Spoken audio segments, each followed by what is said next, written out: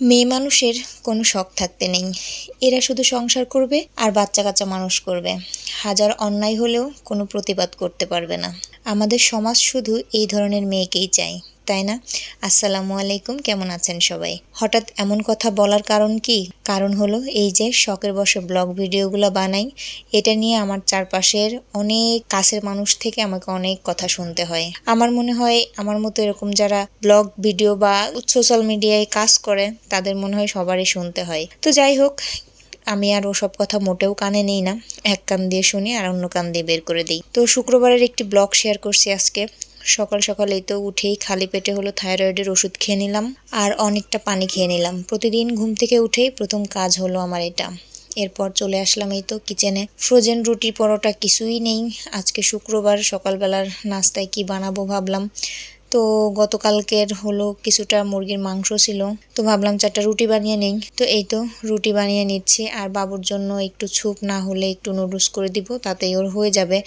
শুক্রবারের রুটিনটা অন্য দিনের রুটিন থেকে একটু আলাদা। একটু দেরিতে ঘুম থেকে ওঠা হয়, তারপর হলো দুপুরে রান্না থাকে। অন্য দিনগুলোতে তো সকালবেলায় রান্না, তারপর সকালবেলা নাস্তা সব একবারেই সেরে ফেলি। তো গত রাতের এই তো খানিকটা মুরগির মাংস ছিল, সেটাও জাল করে নিয়েছি আর সাথে ডিম পোচ করে নিলাম। আর এই তো এই হলো আমার সকালের নাস্তা।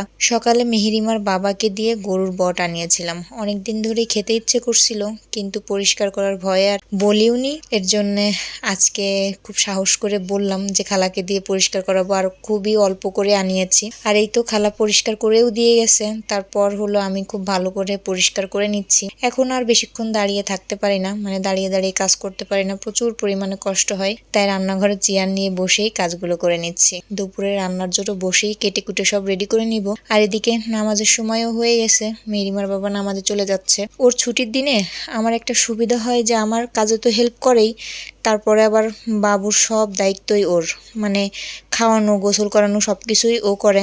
বাবুর কোনো কাজই আমার করতে হয় না। এর জন্য ছুটির দিনগুলোতে বেশ অনেকটা আরামেই থাকি। তো যাই হোক, আজকে রান্না করতেও একটু দেরি করে এসেছি, কারণ হলো একদম 12টার দিকে গ্যাস থাকে না। তো গ্যাস আসতে আসতে তো 1:30 বেজে গেছে। আর আগে থেকে হলো সবকিছু গুছিয়ে রেখেছিলাম। তো 2 চুলায় দিলে রান্নাটা খুব তাড়াতাড়ি হয়ে যাবে, 1 ঘন্টা খানেকের মতো লাগবে। এখানে পালং শাকের সাথে একটু আলু দিয়েছি, দিয়ে হলো ভাজি করব।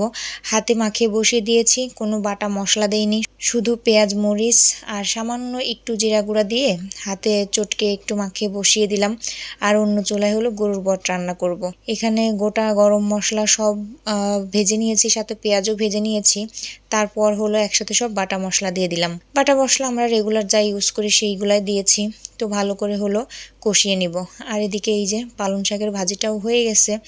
পালং শাক আনলে আমি বেশিরভাগ এরকম ভাজি করেই খাই, আমার কাছে খুব ভালো লাগে। তো মশলা এদিকে কষিয়ে নিয়ে বটগুলো দিয়ে দিলাম। বট হলো আনার পরে পরিষ্কার করে আমি হলো হলুদ লবণ দিয়ে ভালো করে জাল করে নিয়েছিলাম। আর এখন এই তো ভালো করে হলো মশলার সাথে কষিয়ে নিব।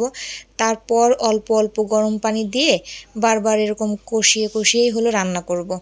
গরুর বট যত বেশি জাল করা হয় তত বেশি কিন্তু মজা লাগে, কিন্তু আমি অতটা বেশি জাল করতে পারিনি। এর জন্য অল্প অল্প গরম পানি দিয়ে বারবার হলো কষিয়ে কষিয়ে রান্না করব। আর এই তো এরকম করেই হলো নামিয়ে নিব। আমি 3-4 বারের মতো অল্প পানি অ্যাড করে এই তো রান্নাটা করে নিলাম।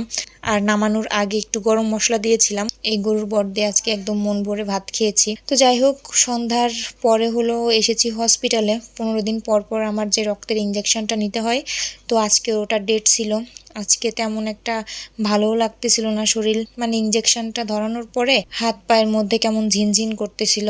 আগেরটা নিতে গিয়ে কোনো সমস্যা হয়নি, কিন্তু আজকে একটু কেমন মানে ভালোই লাগতেছিল না। আর এই লোকটার কথা কি বলবো, কিসে আমার সমস্যা হচ্ছে, কিসে আমার অসুবিধা হচ্ছে, সব দিক খেয়াল তার। মানে মানুষ কি বলবে সেটা সে দেখবে না।